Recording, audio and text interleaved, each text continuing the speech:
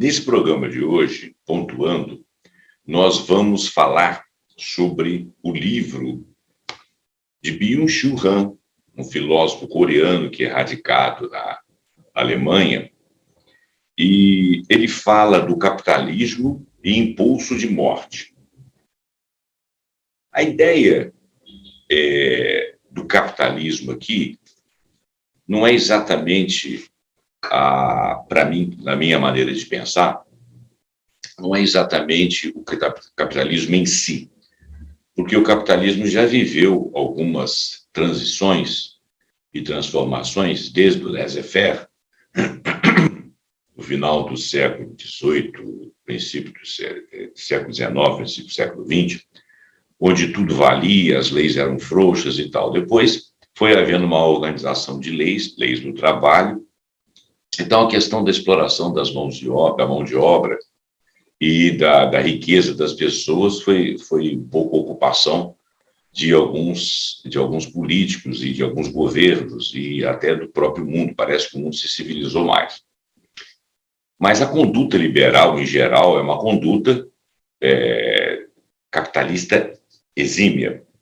E tudo aquilo que é transformado em toda produção, todo tipo de trabalho que é transformado e precificado e tem um valor em dinheiro e que forma um capital para aquela empresa, para aquela pessoa, para aquele grupo, vamos dizer assim, é, de certa forma, um capitalismo, não é isso? Então, transformar coisas em capital, ter a moeda como um meio e fazer acumulação, isso aí seria o capitalismo.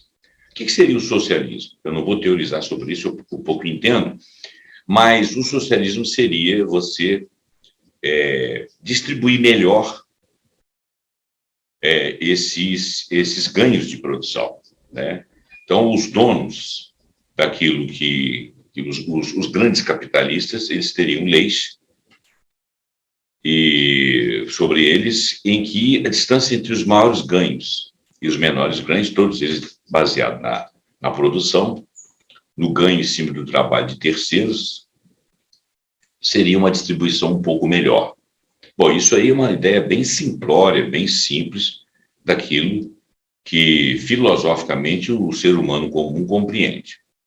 De uma maneira ou de outra, tanto o capitalismo quanto o socialismo, eles estão pensando em produção. Os detentores de meio de produção são os capitalistas, né? Os acumuladores, meia dúzia de pessoas nesse capitalismo, e no socialismo, essa acumulação ela seria menor, mais bem distribuída, mas todos os dois estão pensando em produção e estão pensando em capitalizar aquilo. Um distributivista, outro acumulador, em nome de poucos, mas todos pensando em produção. Então, eu não estou querendo aqui falar sobre direita e esquerda, capitalismo, socialismo, comunismo, até porque eu, em essência, não entendo o suficiente disso. O que eu entendo é o que o comum das pessoas entendem. Talvez eu leia um pouco mais, mas não vou teorizar sobre isso aí, porque realmente me falta muito conteúdo. Mas nós estamos falando dessa incessante produção. Por isso que quando ele fala aqui do capitalismo, eu sinceramente não sei se ele está falando do capitalismo ou da nossa mania de produzir. E então eu fiz um texto, e esse texto eu peguei alguns capítulos aqui no início, que eu acho que são os principais, principalmente o primeiro, que ele fala do impulso de morte dentro do capitalismo, e o tempo todo ele fala de crescimento e produção, que é um instrumento do capitalismo. A instrução do capitalismo é crescer, crescer, crescer, e crescer com base em produção, né? Então, a gente vai falar menos de capitalismo e menos de socialismo e vamos falar mais desse impulso de crescimento e de produção aqui. Então, eu vou começar a ler meu texto. O livro é esse que aqui está. Então, vamos lá. Neste livro do Byung-Chul Han, ele fala de crescimento ou da tendência das sociedades de que a economia viva crescendo indefinidamente. E que isso é um fator que existe como uma proliferação cancerígena e sem rumo. Ele entende a sociedade dessa forma. O crescimento, vamos falar um pouco do crescimento. Você sempre ouve falar que o país não cresceu esse ano, que o país cresceu da década tal à década tal, que ele perdeu uma década de crescimento. Por que crescimento? Produzir mais, ter mais ganho e ter mais patrimônio, ainda que seja localizado na mão de poucos ou mais bem distribuído. Por que isso? Porque o crescimento, ele obriga que você produza mais. Vamos pensar apenas na produção, que você produza mais. Você produzindo mais, você está usando mais matéria-prima. Nós somos um planeta finito. Se todos os países conseguirem uma condição de crescer substancialmente para que as suas populações sejam bem assistidas e que alguns, inclusive, possam acumular, nós vamos exaurir o planeta. Esse é o mote do pensamento do Han. Então, o crescimento infinito é incompatível com um mundo finito, disse o filósofo francês Serge Latouche em um pequeno tratado do decrescimento sereno. Uma conclusão óbvia: se o nosso mundo tem limites, o aumento infinito da extração de recursos naturais necessariamente vai nos levar mais próximo aos limites do nosso mundo. Então, esse é o mote principal, a definição dele mesmo, e você pode fazer uma avaliação e acreditar, gostar, discordar, mas nós estamos passando há muitos, vamos dizer, pelo menos mais de um século nesse tipo de problema. E nós, hoje em dia, temos escassez. Países como a China, por exemplo, conseguem consumir 40% do aço do mundo e produzem para o mundo todo, e vendem para o mundo todo. Parece que em torno de 50% do cimento do mundo também é consumido na China. Estou falando da China. Os outros países consomem quantidades não iguais, mas próximas. Talvez os Estados Unidos consumam 40% ou 35%, a Europa consuma mais 30%, 40%. Quer dizer, os 100% aí, 40% da China, as outras distribuições, 30%, até chegar a 100%, é de outros países, a maioria deles, os centrais, os mais ricos. Então, vamos imaginar que os outros comecem a crescer na mesma proporção. Esse 100% aí vai se dividir, a China vai ficar com um pouco menos, os outros vão usar mais. Mas aí não vai dar, porque a China tem uma quantidade que ela consome, que hoje corresponde a 40%. Então, nós vamos produzir muito mais para que esse que ela consuma hoje não seja 40% do total, seja 20%, e o resto seja distribuído 15% para os Estados Unidos, não sei quanto, não sei quanto. Quer dizer, uma quantidade muito grande, então nós vamos produzir mais, porque outros países vão crescer, produzir mais. Aonde está a matéria-prima para nós podermos atender os países que hoje têm essa distribuição de consumo de insumos para as suas indústrias e os outros crescendo para que eles diminuam seus percentuais sobre um todo, que será um todo muito maior para que todos estejam crescendo.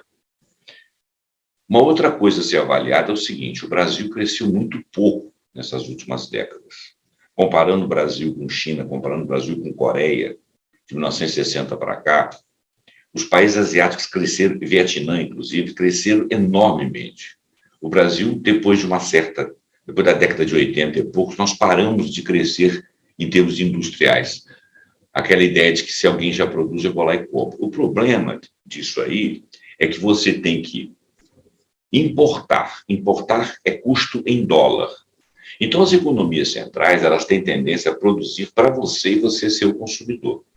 Então, é necessário que o nosso país, para ter mais autossuficiência e poder viver mais dentro de suas fronteiras e fabricar menos dólar, ou seja, ter que vender mais as suas coisas em natura, sem valor agregado, porque quando você vende o petróleo, o óleo cru, ele tem um preço. Quando você vende a gasolina, ela foi processada, então tem um preço agregado. Se você é apenas um país extrativista, você quer angariar dólares para comprar as coisas industrializadas dos outros. Então, nós também teríamos de crescer. Mas nós vamos crescer. Alguns países da África têm de crescer, alguns países da própria Ásia têm de crescer para poder satisfazer as suas populações e terem os seus parques industriais, terem empregabilidade, terem salário, saúde pública, etc., saúde particular, pessoal, seja lá o que for. Se nós todos precisamos de crescer, e o mundo é finito, É claro que esses países centrais, eles teriam que diminuir a sua produção e nós acrescermos um pouco. Ou então nós transformarmos a ideia de riqueza. Isso é muito complicado. Então, eu não vou fazer esse raciocínio de crescimento, de geopolítica. Eu vou fazer geopolítica do mundo, né? Quem que está tentando dominar o quê?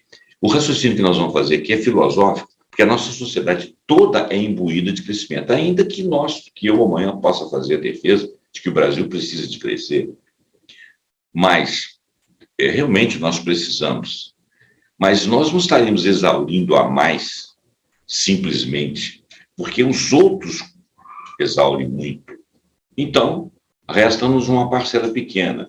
Se os outros pudessem distribuir melhor essa capacidade de retirar da matéria-prima para a produção, para que nós e outros países crescessem, para que nós tivéssemos uma unanimidade, uma equidade no mundo em termos de acesso às coisas. Hoje em dia todo mundo quer um smartphone, hoje em dia todo mundo quer um automóvel, hoje em dia todo mundo quer a sua casa própria, hoje as pessoas querem tirar férias, as pessoas querem terem saúde, ou plano de saúde, ou saúde pública, as pessoas querem viver. Como é que nós vamos equalizar isso aí? Como é que nós vamos fazer essa equação aí de que as pessoas possam ter um mínimo satisfatório, sem os excessos, mas que muitos tenham, sem os grandes acumuladores de capital, sem aqueles que retêm os capitais no banco, são chamados rentistas, sem aqueles que sejam donos de grandes empresas e que consumam um horror de matéria-prima. Porque a ideia do crescimento é você sempre conseguir acumular mais, acumular mais, acumular mais. E parece que isso aí não funciona num mundo finito. Então, nós vamos usar até a questão do crescimento e a questão da forma como a nossa sociedade vive, sem pensar nas questões de distribuição ou de equalização de países em torno de produção e ganhos para satisfazer os seus populares, seus nacionais. O Byung-Chul Han, então, é claro, diz aqui no meu texto, traduzindo partes do texto do livro, é claro que a análise das regiões do mundo onde há estagnação por décadas e que isso traz sacrifício de sua população, que é o caso que eu estou falando, nós podemos verificar quais áreas esse país deve investir. Mas o nosso problema é que a receita do crescimento é geral para todas as economias, e mesmo aquelas que já têm desempenho muito bom, conseguem perseguir o crescimento. A China veio crescendo 10% ao ano, os Estados Unidos veio crescendo aí em determinadas décadas, 12, 13, depois caiu para 7%, mas depois teve a crise de 2008, a China começou a crescer menos, mas cresceu 7%, outros países cresceram menos, cresceram a 5%. Nunca se deixou falar de crescimento, então nós nunca sentamos para conversar sobre isso. Não tem sentido a gente viver dessa forma. Há de haver um equilíbrio. Então, quer dizer, nós temos que reestruturar a nossa forma de ver o capitalismo ou criar um outro tipo de sistema, que talvez tenha outro nome, em que a gente não queira transformar tudo em dinheiro para comprar todas as coisas que venham satisfazer todos os cidadãos e que o mínimo, e muito mais do que o mínimo, seja dado a todos eles, isso à custa de um planeta finito, onde nós vamos chegar numa situação em que nós não vamos deixar nada para gerações futuras. Eles vão voltar a pedra e pau.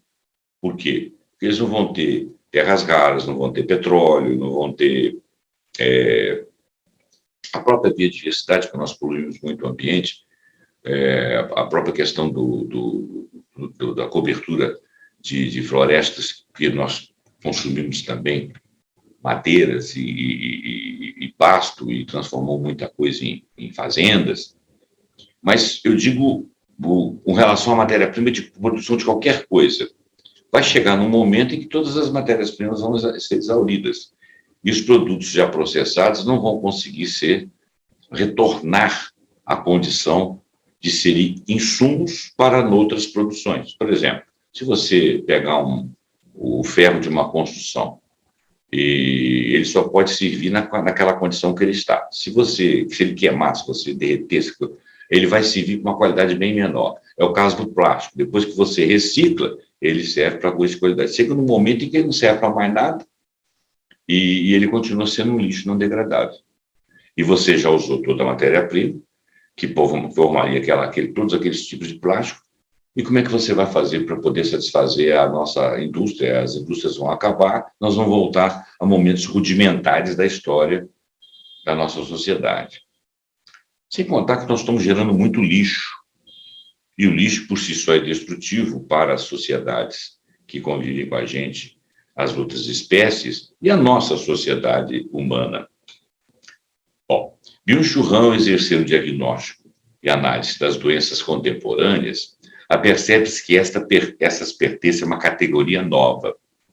Trata-se de doenças da positividade, resultantes da intensificação e reprodução do igual e fruto da saciedade e do infartamento. Infartar vamos dizer assim, fechar, né? Como se fosse uma artéria infartada, uma artéria que está fechada.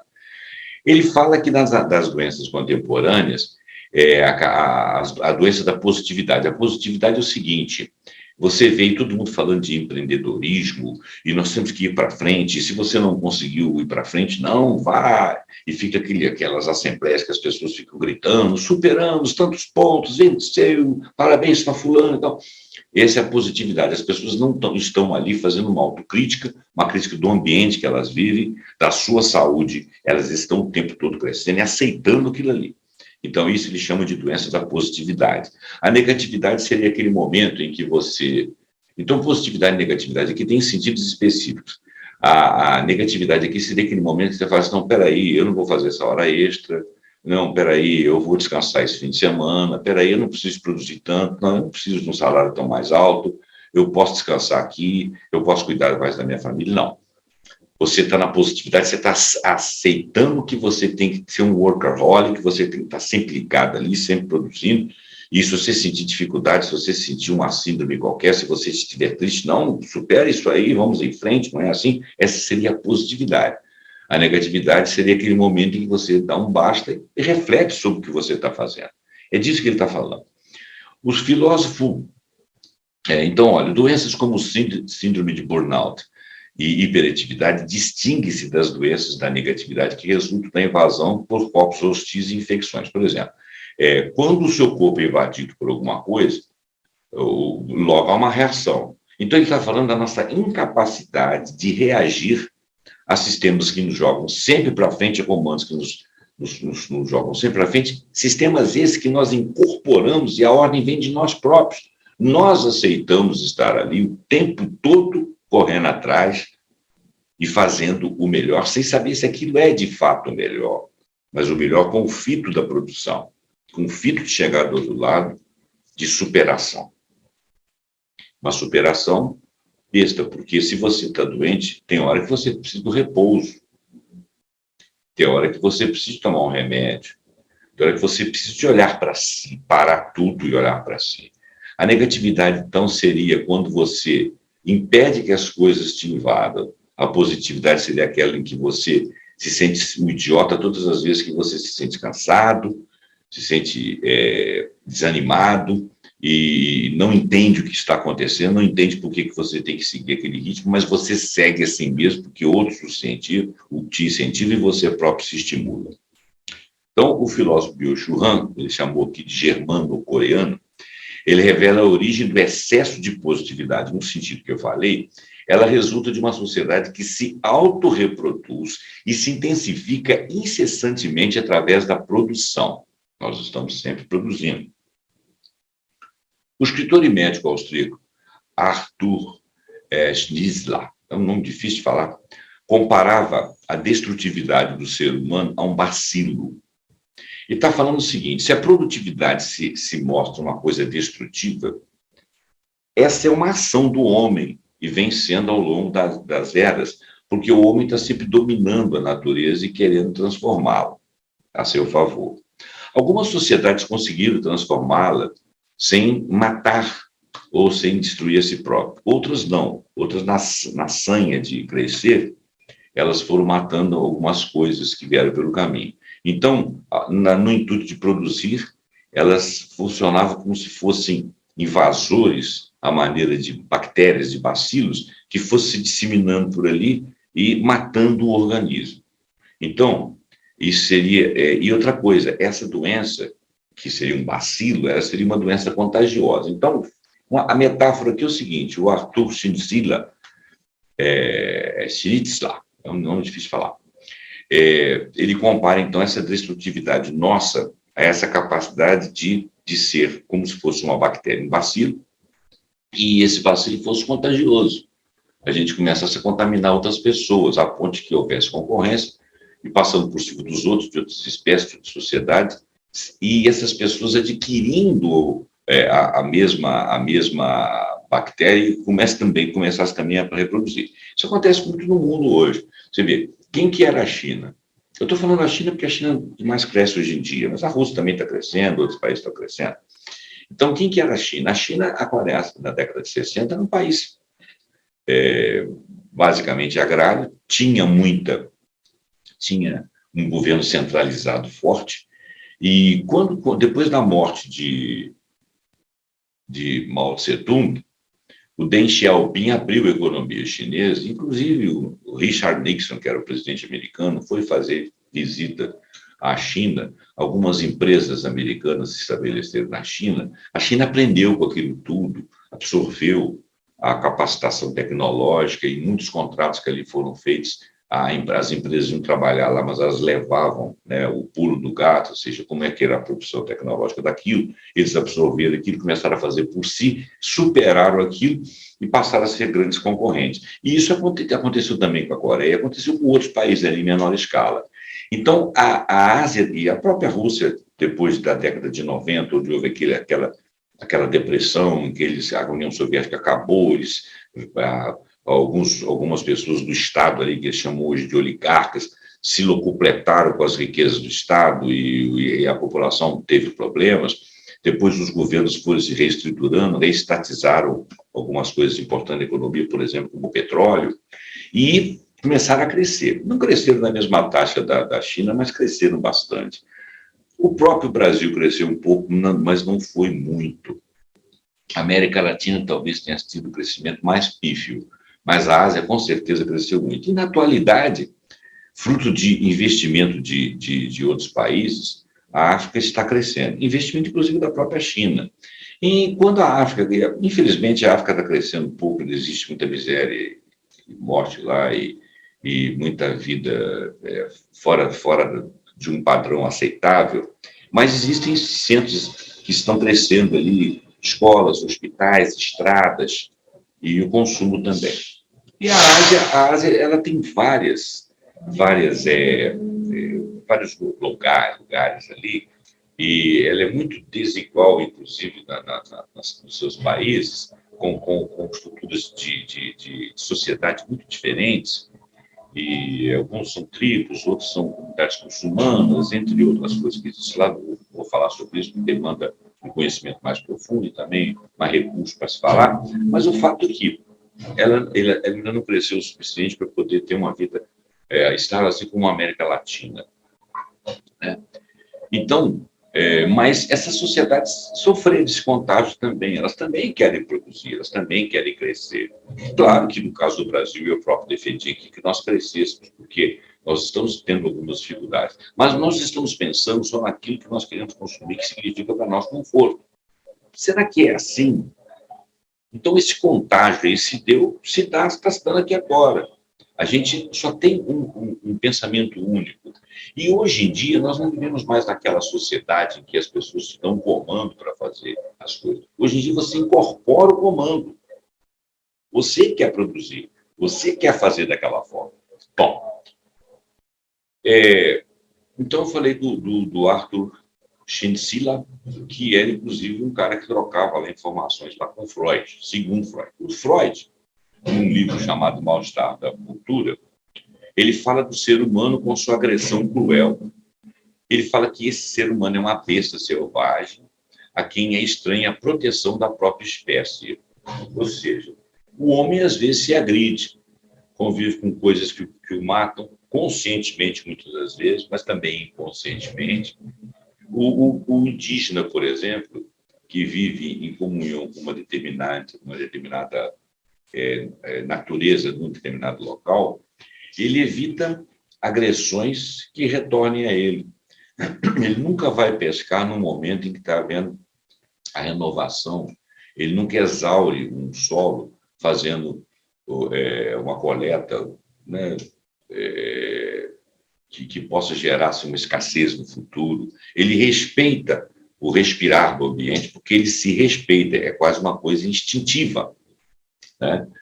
O humano que se desgrudou da natureza e foi para os burgos, para as cidades, ele não tem essa visão da natureza. Ele joga lixo aqui, ele polui rio, ele polui o ar com queimadas, ele não está esquentando a cabeça, né? Ele faz plantação de um único produto até a exaustão do solo. No Brasil mesmo passou por isso, a monocultura. Quer dizer, falta de conhecimento. Hoje em dia se estuda mais, talvez a gente esteja começando a perceber que podemos mudar isso aí, mas os comandos de produção ainda são muito fortes e a gente ainda vai perseguir esse suicídio. E ele fala, então, que o ser humano, na análise da psicologia do ser humano, Freud, no Mal-Estar da Cultura, diz que o ser humano pratica uma agressão cruel, ele é uma besta selvagem, é quem é estranha à proteção da própria espécie.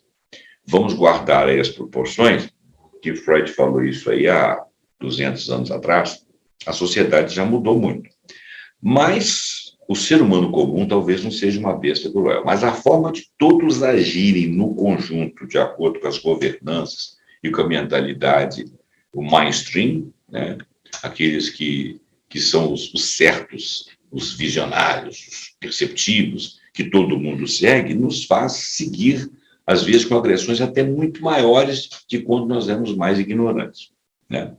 Então, diz que o ser humano é dominado pelo impulso e que o impulso de morte é responsável pela inclinação agressiva do ser humano. Isso é discutido aqui, esse impulso de morte aí, visto como destrutivo ou destruição, não está sendo muito bem assimilado. Mas ele dá um pano de fundo, até porque a gente tem que guardar as proporções da época do Freud,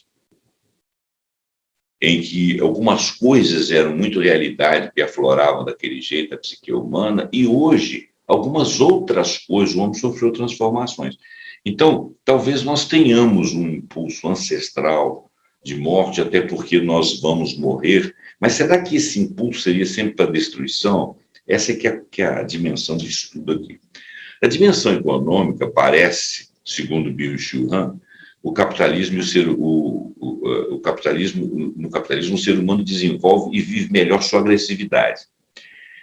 Sim, nessa ideia do liberalismo, né, o capitalismo como forma liberal de execução da nossa forma de sociedade na economia, o ser humano desenvolve melhor a sua agressividade, porque ele parte para cima, produz mais, e ele é pragmático. Ele não quer saber se ele...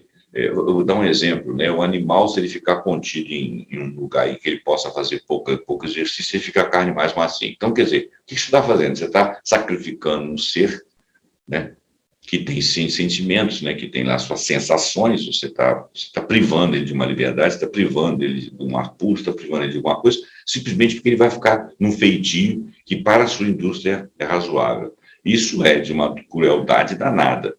E isso é muito agressivo. E quando o camarada é pragmático no sentido de fazer uma coisa como essa, ele está exercendo um impulso de destruição ou de matar aquilo que o Byung-Chul Han está analisando como tal impulso de morte e que no capitalismo essa agressividade seria razoavelmente bem exercida. Isso aqui não é o final de tudo, tá, gente? Isso são análises que ele está fazendo lá na frente. Eu acredito que ele vai ter em outros livros ele vai pensar melhor. Mas essa é uma tinta inicial, uma pesquisa filosófica. O capitalismo, então, canalizaria as forças de destruição ou faz acender o impulso de morte, isso é, na realidade, isso é, em princípio, uma digressão. Ele não está afirmando isso, nem eu estou entendendo isso completamente. Ou seja, o ser humano do capitalismo é agressivo porque ele tem um impulso de morte, então o impulso de morte seria agressão. A coisa não é tão linear assim, não. Essa digressão de Byung-Chul Han não é exatamente comprovada filosoficamente, até porque a compulsão de morte de Freud tem uma fundamentação biológica. Claro, todo ser humano sabe que vai morrer. Talvez a espécie, as outras espécies não saibam da morte, mas têm um sentido de sobrevivência, quer dizer, têm o medo de serem destruídos. Eles não têm a consciência que nós temos da morte. E quando não tem consciência, tem instinto, né? Então, olha, a compulsão de morte vai ter uma fundamentação biológica, é óbvio, dizendo que existe uma tendência do organismo a voltar ao estado inanimado. Então, ele fala assim que o corpo está vivo e ele tem uma tendência a voltar ao estado inanimado. Essa maneira de pensar de Freud, que eu não encaixou na minha cabeça perfeitamente, eu não acho que é uma tendência você querer voltar ao estado inanimado, não. Eu acho que a dinâmica de existir as coisas é que é uma dinâmica de movimento. Então, você não vai ser sempre esse corpo humano, aquele animal não vai ser sempre aquele animal, o rio não vai ser sempre o rio, as coisas vão se transformando. E lá na frente, as transformações, de acordo com a capacidade genética nossa de sermos por instrução genética, é chegar um dia à finitude, né? E isso é uma transformação, né? Então, quer dizer, animais morrem, vira adubo na terra, as florestas, a planta morre, alguns vivem 100 anos, 200 anos, outros vivem 30 dias, outros vivem 2 dias, as moscas vivem tanto tempo. É um ciclo de vida e morte que é uma natureza dinâmica. Então, isso está incorporado no impulso de prosseguir. Mas esse impulso de morte, essa compulsão à morte, ela não é para você cegar e perseguir chegar à morte. Eu acho que isso aí faz parte da dinâmica do próprio existir. Então, não é bem o homem que tem o impulso de morte, é a dinâmica da natureza dos seres que têm o impulso de chegar um dia à finitude por essa dinâmica. Mas eu não vou teorizar muito sobre isso, não. Então, dizendo que existe uma tendência do organismo a voltar ao estado inanimado, eu acho que isso aí é uma simplificação. Mas, dada a época que ele falou isso e a maneira como ele raciocinou, eu não penetrei muita teoria, eu não vou discutir com ele. Ele era um gênio e eu não. A meta de toda a vida é a morte. E para Freud é o retorno ao inanimado. Nós vamos ficar com esse conceito dele aí, sem que eu, pelo menos, não sei você, tenha entendido muito. Pode ser que no capitalismo reine, então, um impulso de morte diferente do ser humano. E o ser humano é capaz de uma raiva destrutiva cega. Então, olha bem, aqui nós já estamos falando de outra coisa. O ser humano é capaz de uma raiva destrutiva cega, mas não é uma raiva contra si, é uma raiva contra os outros.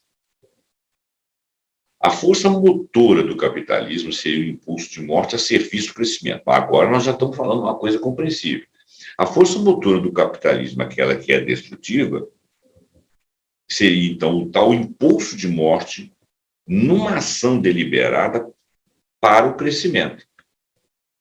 Então, nós já estamos tirando o impulso de morte aí do animado e inanimado, o ciclo dinâmico da vida, para a sujeição de ambientes, de seres, de outros seres, de outras sociedades, de outras espécies, a sujeição para o crescimento. Independente se eu canalizar esse rio aqui para poder satisfazer minha indústria lá, se eu vou matar com uma série de animais, isso é destrutivo. Por quê? Porque eu quero crescer, então eu sou pragmático. Essa falta essa capacidade de desequilibrar as coisas, de levar à destruição apenas porque você tem que crescer financeiramente. Então, dá para entender o capitalismo, a vontade de acumular capital, ganhar, favorecendo um crescimento, produzindo cada vez mais, é destrutivo porque você deixa tudo para trás e você não pensa no equilíbrio daquilo que você mexeu. E isso nos prejudica lá na frente. Se isso nos prejudica lá na frente, seria algo destrutivo e autodestrutivo ao longo de um tempo. Então, aí entra a ideia de que essa raiva cega pode se voltar contra o próprio homem. Esse impulso de morte de destruição e de raiva cega seria visto dessa forma. Acho que nós todos pensamos assim, se a gente parar um pouco para pensar. Mas foge à compreensão o que cria tal coação de crescimento irracional que faz do capitalismo algo tão destrutivo. Para nós, isso hoje parece bastante óbvio. Mas para quem está filosofando, para quem está pensando nas causas, pensa assim, poxa, por que nós temos essas coisas? Por que a gente não para, assim como os indígenas, e fala, não, agora não vou fazer, porque senão vai morrer. Ah, não vou tirar o rio daqui, senão aquela árvore não fica ali, eu não vou ter flor. Ah, não vou fazer esse caminho aqui, porque eu retifico, torno tudo mais rápido, mas eu perco a visão daquilo ali, né? Que seria uma visão, assim, um pouco mais contemplativa, mas que envolvesse a ação do homem também, mas que respeitasse coisas que também nos faz bem e compõem a nossa vida. A violência que mata produz uma sensação de crescimento. Matar mais, usar de mais violência, significa morrer menos. Então, talvez a gente esteja querendo aproveitar tanto da vida que não interessa quem ou quais estejam morrendo ao nosso lado, se nós estamos tendo mais vida, mais oportunidade, ainda que mais vida num tempo finito. Então, se morrem menos, eu vivo mais. Não temporalmente falando, mas em qualidade. Porque tem gente aí que vai morrer em vida se ficar com pouco insumo para viver. Quem possui dinheiro passa a possuir um poder violência divino, como se fosse divino de matar. Então, essa é uma ideia filosófica, como se fosse uma história, uma metáfora. Como o impulso da vida, ou Eros, o impulso da vida, Eros, nos assegura que o impulso da morte seja dirigido ao exterior, contra os objetos, as coisas de forma geral, a agressão contra o que é estrangeiro, então protege o ser vivo da destruição, da autodestruição. Ele está dizendo aqui o seguinte, como nós temos o impulso de preservação da nossa própria vida, isso é Eros, seu gostar, isso é a sensação de ter, de sentir, de produzir algo bom em si, de se saciar, o impulso da vida, ou Eros, nos assegura que o impulso da morte, ou seja, a capacidade de destruir, seja dirigido para os outros. Então, quer dizer, se nós temos a capacidade de destruição, ela não é autodestrutiva.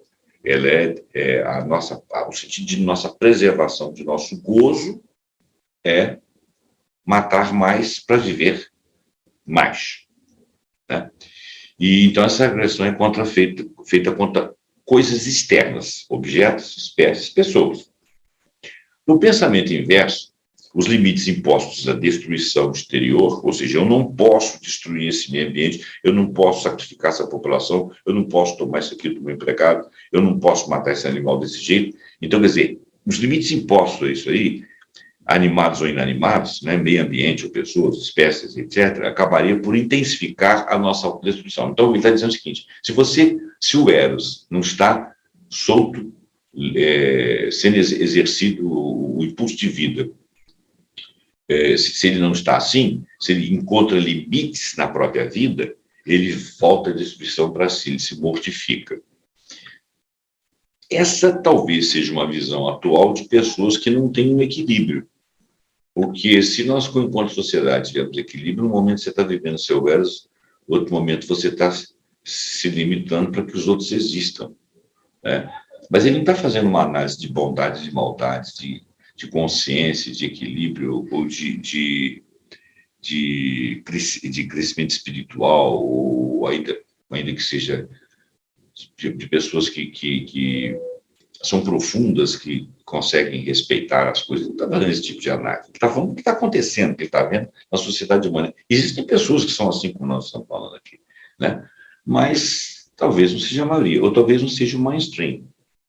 Aqueles caras que dão as ideias que todo mundo segue, ainda que a contragosto. Assim, a explicação de que o capitalismo é acumulador e destrói tudo em volta em função de um pequeno grupo que quer muito ou tudo da vida, seria a tendência de produzir cada vez mais, crescer sobre o mundo e viver muito mais do que a média do mundo, em quantidade e em qualidade. Menos em quantidade, mais em qualidade. Mas todos os seres vivos têm impulso de morte. Então, o impulso de morte não dá explicação para a agressão humana, especificamente, porque ele é partilhado por todas as espécies, não os bichos, todo mundo, aí sairia sempre se unhando, se agarrando, se comendo, não é por aí, né? Pilhando, tomando, querendo mais vida, em detrimento da vida dos outros. Isso não é geral em todos os indivíduos e em todas as espécies, então não é bem por aí. Mas o ser humano tem consciência da morte, e os outros seres têm apenas um instinto de sobrevivência. Assim, por ter consciência da morte e agressão, lhe dá o poder sobre a vida dos outros, matar mais seria mais poder, mais viver mais. Aí se pretende entender como a capacidade de agressão e destruição das forças que implementaram o capitalismo. 2 pontos. A riqueza acumulada para matar deve ser sentida como riqueza para sobreviver. Se isso aí for instrumentalizado na mente das pessoas, e esse matar aí não é necessariamente chegar lá e assassinar, matar assim, descuidadamente, partir para cima das coisas, não saber que está destruindo, e algumas mortes vão acontecer em função disso aí, deve ser entendido como riqueza para sobreviver. Então, cada um está pensando o seguinte: eu sobrevivo se eu for pragmático, se eu partir para produzir, se eu crescer e foda-se o resto. É por aí. A lógica da acumulação do capital corresponde à economia arcaica de violência. Por quê? O capitalismo valida uma lógica arcaica de sobrevivência, aquela da luta pela vida. Eu e o fulano estamos querendo fazer alguma coisa, né? Ou eu saio para comer e eu sou um animal e meu alimento é a carne do outro animal, não quero saber se ele merece vida, eu vou lá, grito ele, se ele correr, se safar, eu fico na pior. Se eu conseguir pegá-lo, ele morre, eu me sacio. Então, mas o ser humano não é assim, ele tem inteligência, ele pode criar outros recursos sem sair matando. Então, essa lógica de acumulação, de sobreviver, de viver mais em detrimento dos outros, provocando destruição, é uma lógica arcaica. Então, o capitalismo ele ainda é de uma instrução de personalidades arcaicas, egóicas, e que não leva em consideração o todo. É esse que nós estamos falando. Assim, o capitalismo valida uma lógica arcaica de sobrevivência. Isso significa que mantemos em nossa lógica de vivência do mundo da competição pela vida, e quem sobrevive é como se adquirisse do outro mais direito de viver. Isso é óbvio. A América Latina é sacrificada para que os países centrais sejam riquíssimos. Você chega num país lá da Europa, ele é limpinho, a rua está tudo limpo. Cadê o lixo deles? Está todo no terceiro mundo. Aquela produção desenfreada de roupa vem tudo para o deserto de Atacama aqui no Chile, ou então lá na Tanzânia. Isso é um pouco hipócrita, né?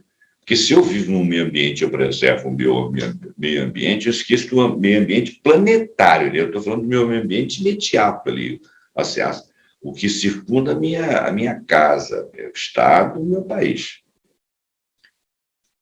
Então, a acumulação infinita significa uma dilatação de tempo, como se o tempo pudesse ficar infinito. Mas veremos que se a natureza dos recursos é finita, como nós poderíamos esticar o tempo, ou no tempo esses recursos se manter a vida dessa forma? Então, por exemplo, se nós tivermos, vamos dizer que a velocidade fosse tão grande que a primeira geração mata, polui, cresce pragmaticamente, a segunda começa a ter deficiência, a terceira continua na luta, a quarta e a quinta já não tem mais nada. Não tem nem solo para plantar, vai morrer. Não tem como sobreviver. Existem muitos colapsos. Muitas sociedades chegaram ao colapso exatamente porque não souberam preservar aquilo que dispunham naquele momento. A acumulação baseada na produção e, por conseguinte, o crescimento cria catástrofes ecológicas, é o que eu estou falando, e de outras naturezas por consequência. Da mesma forma, a coação de desempenho na sociedade atual segue essa mesma lógica. Assim, a autoafirmação e a autodestruição seriam a mesma coisa, segundo Byung-Chul Han. A histeria da sobrevivência deforma a vida. Então, ele está usando uma capacidade de análise filosófica de causas possíveis dessa nossa ilogicidade de sobrevivência. Byung-Chul Han diz que hoje a revolução na forma de um confronto ao capitalismo ou ao neoliberalismo é impossível. E pergunta: por que será que o sistema neoliberal dominante é tão estável? Por que há tanta resistência? Hoje não existe mais um sistema repressor disciplinado. Não existe alguém dizendo que você tem que produzir isso, que você tem que vestir a roupa tal, que você tem que fazer isso assim, porque essa é a norma, a religião diz isso, os bons costumes dizem isso, o governo diz isso é o melhor para você, na educação, nas escolas, por conta do... Não é nada disso, não. As pessoas fazem as coisas porque elas querem fazer. Como que isso chegou até eles sem ser por repressão? E se você está fazendo todas as coisas que te matam, que pioram a sua forma de viver e que você não percebe espontaneamente, e não está percebendo, mas espontaneamente, você nunca vai se rebelar, porque a ordem parte de você. Você não sabe que subrepticiamente você está recebendo uma sugestão que seria como se fosse uma ordem. Você não vê assim, você não sente assim. Então você vai fazer revolução contra quem? Contra você mesmo? Então, quer dizer, essa sedução do capitalismo, e nós pensarmos todos como um mainstream, e todos fazerem a mesma coisa em termos de produção, é a grande chaga da humanidade na atualidade. Nós evoluímos para uma sociedade repressora, para uma sociedade que, em tese, é livre, mas que pratica as mesmas maldades contra o cidadão comum que a repressão praticava, que as sociedades hierarquizadas praticavam. O neoliberalismo, o sistema hoje é diferente. O sistema passou de repressor para sedutor. Ele é envolvente, você não percebe. O neoliberalismo moldou o trabalhador oprimido em um empreendedor livre. É igual o caso do Uber, por exemplo. Aí eu sou meu próprio patrão, eu trabalho a quantidade de hora que eu quero. Você tem que trabalhar 12 horas para você poder ganhar alguma coisa, que o aplicativo faz você ter uma taxa lá embaixo, e se você pensar, você não tem seguro de vida, se você não tomar cuidado, ninguém paga seu seguro de saúde, o seu INSS que seja, ou sua aposentadoria mais tardia. Você não tem garantia nenhuma com relação ao seu carro, você não tem manutenção do seu carro, se a gasolina sobe por problema seu, a tarifa está lá e você acha que você é dono do seu nariz. Não, você não é dono. Porque o cara que criou o aplicativo está ganhando rios de dinheiro e você está ali sem nenhuma legislação que te proteja, sem ninguém olhando para o seu lado. E você está achando bom. Esse troço está evoluindo, as pessoas já estão discutindo isso aí. É claro que esses caras vão tentar ganhar o máximo possível, isso sempre foi assim, e cabe a nós nos defender. Mas nós não estamos com essa capacidade, nós não temos essa consciência. Então, a eficiência do sistema atual está calcada na subordinação voluntária e as relações de dominação, que nós não percebemos. Atualmente, as pessoas expõem seus dados. Você é um livro aberto, né? Então, todo mundo te estuda, todo mundo sabe o que você precisa. Todo mundo te direciona para aquele lado. Você está aberto ao que você é, a que os outros te estudem, ao estudo das outras pessoas, até para se igualizar e equalizar com as outras. Com essa sensação de liberdade e de exposição e de andar sem controle numa linha divisada que determina a vida de todos, ninguém se sente oprimido. Você não se sente oprimido quando você olha um dia que você está ferrado, você chega lá, tira uma foto bonita, põe lá no Instagram, vê lá seus amigos lá aparecendo lá na praia, com um carrinho bonito. Você se sente estimulado, embora triste, chateado e pé da vida, a fazer aquilo ali. Você vai continuar. Você não se sente oprimido pensando assim, poxa, quem que paga aquele cara? Por que ele tem aquilo? Ele conseguiu porque ele fez muito esforço.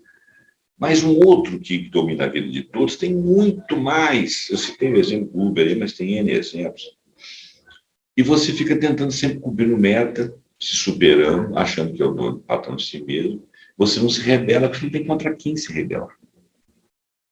Você incorporou o discurso daquele cara que vai ganhar muito às suas custas e ele não tem cara. Você não sabe quem é ele. Você não tem nem como brigar com ele. O sistema ele é oculto, subreptício, subliminar. Você pensa que as suas escolhas são escolhas que te fazem bem. Jamais a pessoa percebe que está numa forja, numa forma, que dá um sentido e formato a todos. E quando você está tentando ficar mais bonito e ter um carrinho melhor, então você pensa que essa forma é a melhor. A custa de quê? A custa dos outros, do ambiente, da sua família, dos seus próprios sentimentos, das suas tristezas, das suas pirações. O sujeito aqui é submetido e ele não tem noção disso. E ele se supõe livre. O sistema neoliberal é tão estável, tão imunizado contra qualquer resistência e oposição, justamente porque ele faz uso da sua liberdade ao invés de te oprimir. É a sua liberdade que te dá o comando de seguir a boiada, e não o contrário. Não é ele que te obriga e fala, siga a boiada. Não, é você que fala, eu tenho que ir na boiada, porque a boiada é o fluxo, e o fluido está todo mundo ganhando, eu tenho que ser igual a todo mundo, eu não posso perder essa oportunidade, eu não posso ficar para trás.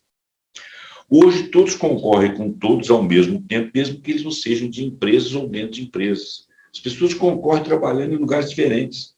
A concorrência absoluta aumenta enormemente a produtividade. Estou concorrendo com você, estou olhando o fulano, estou sempre querendo crescer. Eu estou produzindo para alguém, alguém está ganhando muito, o ambiente está sendo exaurido. Nós não estamos pensando no muro que nós vamos dar com a cara dele lá na frente. Todos somos agressivos e estamos acabando com tudo. Mas acaba uma coisa, a solidariedade. Eu não estou falando que não existam agrupamentos cooperativados que precisam de fazer aquilo de sobrevivência ali, a concorrência é menor. Mas também um estímulo à sobrevivência. Nós não cobramos de ninguém que nos ajude com o dinheiro que nós pagamos, por exemplo, de impostos. Nós pagamos rios de impostos por recebemos muito pouca coisa em troca. Principalmente os indivíduos mais simples. De indivíduos esgotados, depressivos, produzindo a todo tempo, sendo seus próprios algozes, quanto às metas que o sistema coloca e esse se autoimpõe, nunca formaremos uma massa crítica que possa revoltar-se contra um sistema, que é opressor de maneira subliminar, porque ele parece não existir, ele não tem cara. É claro que existe uma alienação, mas ela não está posta pelo trabalho, mas por todos os lados que a pessoa olhe sem que ela perceba. Ela é alienada e continua se alienando. Ela não tem como acordar, como ver. Ela continua ligada em vários setores da vida. É como se ela tivesse um chip. Na vida de compartilhamento, somente quem pode pagar. Ele está falando do compartilhamento. Eu não estou falando de sociedades que compartilhem coisas que uns beneficiam os outros. Eu estou falando do compartilhamento. É aquela coisa que, por exemplo, Airbnb. Você vai lá na casa do sujeito, paga, ele sai. Quer dizer, uma parte da vida dele, da intimidade dele, ele vende para você. Ele não faz isso por solidariedade. Ele, às vezes, nem te conhece. Isso é errado? Não estou falando que é errado. Não estou falando que não é uma oportunidade, não estou falando que é uma forma de negociar. Eu estou falando que o compartilhamento generalizando, ele vai tornar tudo negociável, tudo negócio. E só vai estar nesse negócio quem pode pagar. Você vai vir para minha casa, você vai pagar o quê? Você vai tomar um copo d'água, você vai me dar alguma coisa? Vai comer uma maçã, você vai pagar essa maçã? Quer dizer, acabou aquela coisa de você chegar na casa dos outros, posso ficar aqui e tal, me dar um copo d'água, vamos sentar ali, vamos bater papo, vamos conhecer. Não, tudo é negócio. Então, é disso que eu estou falando. Estar compartilhando também tem o viés do consumo e é vendido como um trabalho solidário. E não é. É visto mais como uma coisa empreendedora. Você tem esse carro aí, ele vai ficar parado, aluga esse carro aí um mês aí e tal. Mas olha bem, você está vivendo com os restos do sistema. Não resta dúvida que ajuda gera apoio, mas não é solidário pelo fato de ser sempre um comércio entre aqueles que se associam. O princípio é ganhar dinheiro. Assim, o que é comunizado, na realidade não é comunizado. Também é uma ideia a ser vendido no capitalismo. Então, quando você fala, por exemplo, das comunidades que estão se associando ali para vender coisas entre si e tal, na base da sobrevivência, ainda que sejam coisas mesquinhas, coisas pequenas, aquilo que funciona como se fosse um comunismo, como se aquilo é uma coisa comum, eu posso ter, você pode ter, desde que pague. Então, não é direito, não é solidário, não é comum, é comprado. Comprado aquele que é meu, diferente daquilo que é seu. Não que ele esteja defendendo aqui o comunismo. Ele está dizendo que o capitalismo embala essa ideia de comunidade, de comuna. Mas, na realidade, dentro da comuna você está vendendo, não tem comuna nenhuma ali.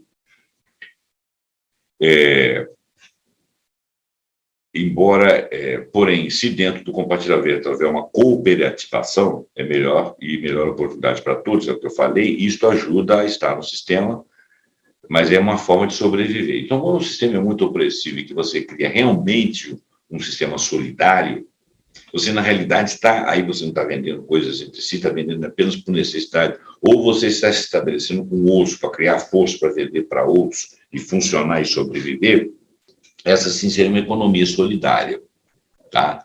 Essa economia solidária, que depende de aplicativo, não depende de nada, ela existe, ela veio para ajudar as pessoas e é uma forma até de você olhar a cidade, olhar a própria produção, assistir à necessidade de outras pessoas com trocas e com ganhos naturais. Essa seria uma cooperativação bacana. Não é disso que eu estou falando, que ele chamou de comuna. O que ele chamou de comuna é aquela coisa que você partilha, ganha aqui, ganha ali, mas todos estão vendendo. Então, o capitalismo vende isso aí. A questão da cooperativação é uma cooperativação é um outro detalhe até bacana. Eu tenho, inclusive, programas que nós falamos sobre isso aí.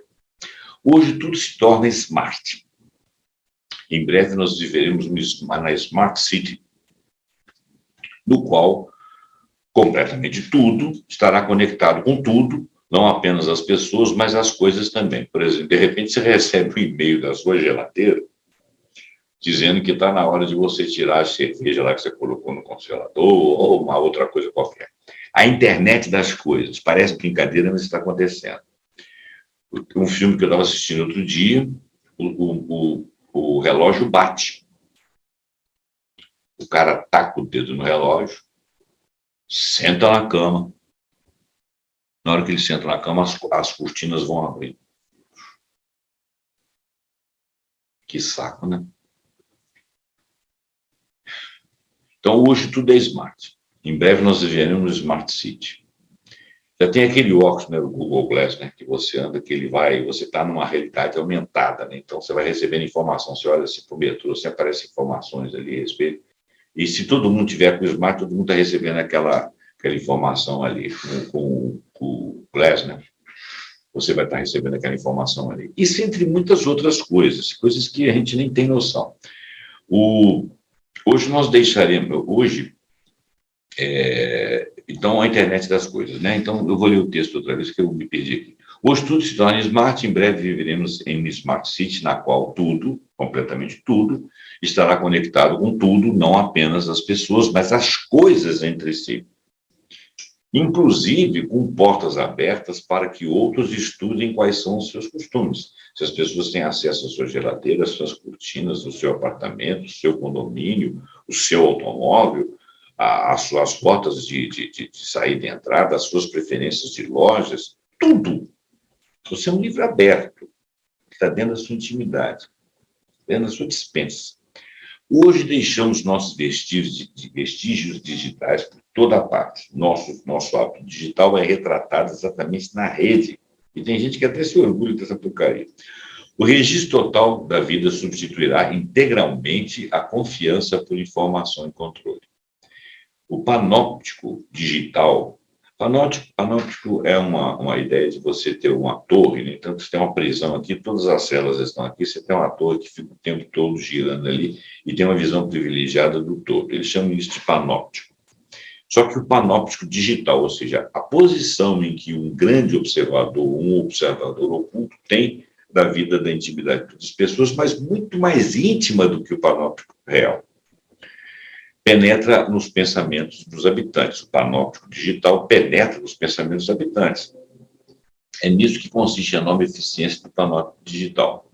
Um controle psicopolítico da sociedade se torna, então, possível. Eu fico sabendo quais são as suas ideias.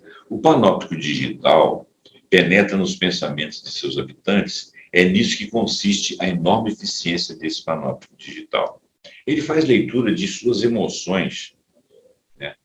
Um controle psicopolítico na sociedade se torna, então, possível. A técnica de poder do regime neoliberal não é proibitiva ou repressiva, ela é sedutora. O que se implementa é esse poder de estilo aí que ele falou, de smart.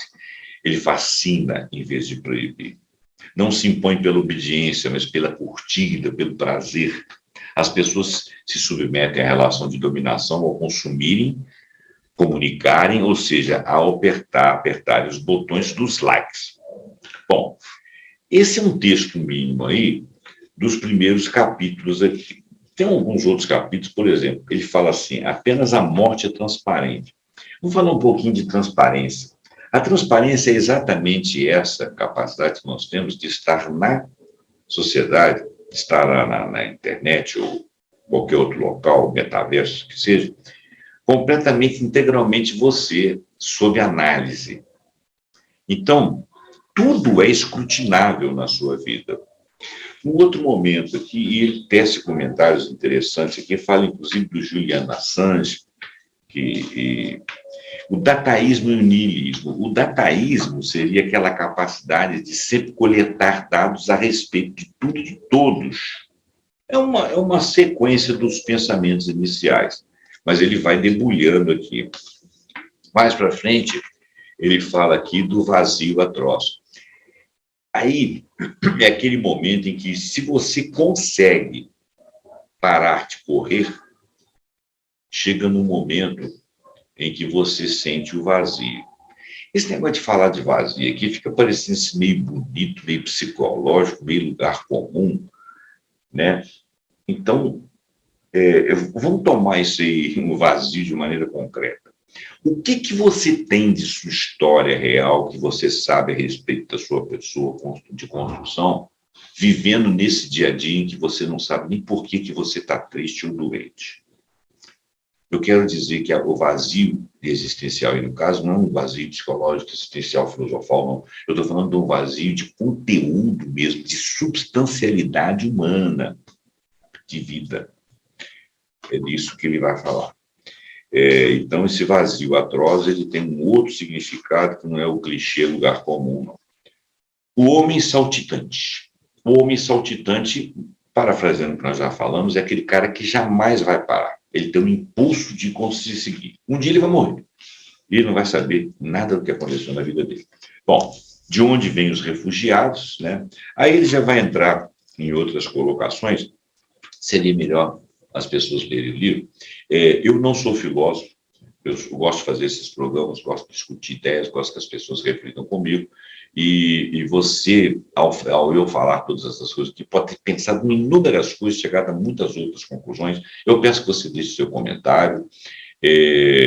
Espero que você tenha gostado dessa discussão, espero que vocês venham a ler esse livro. Ele não é um livro muito fácil. Eu procurei resenhas na internet. Ele foi escrito, parece que em 2019 ele foi lançado aqui no Brasil, mas parece que ele vem de 2016. Bom, que seja, ele ainda não tem resenhas na internet. Quando um livro, um pensador, um filósofo como esse cara não tem uma resenha na internet, é porque ele ainda não foi